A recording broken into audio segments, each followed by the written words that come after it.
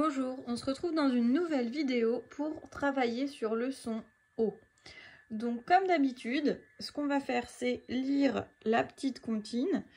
Alors, crapaud sur l'eau, crapaud dans l'eau. En matelot, tu es rigolo. Crapaud sur l'eau, crapaud dans l'eau. Dans ton manteau, tu es le plus beau.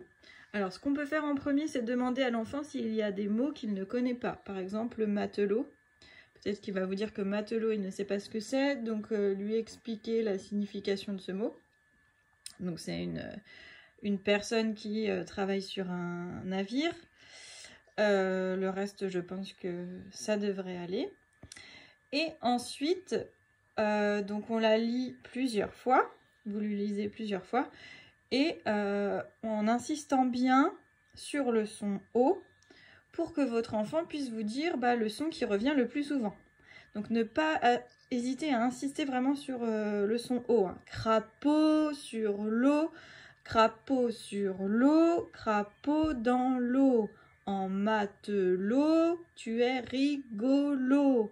Crapaud sur l'eau, crapaud dans l'eau.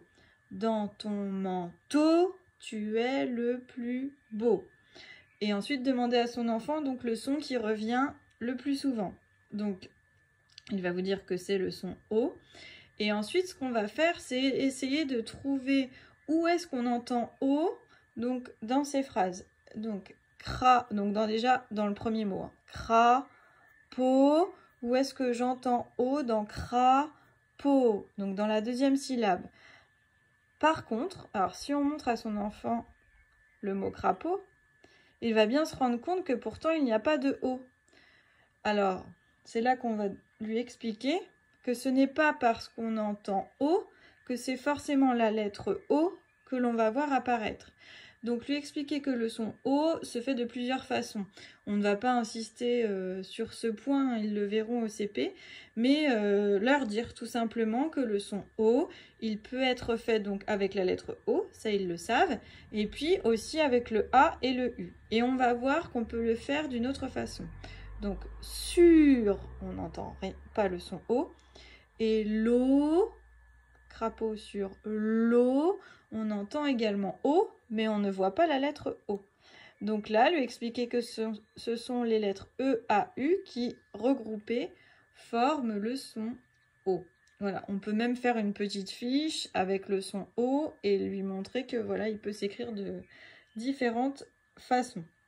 Voilà, donc on essaye de faire ça avec toutes les phrases de la petite comptine.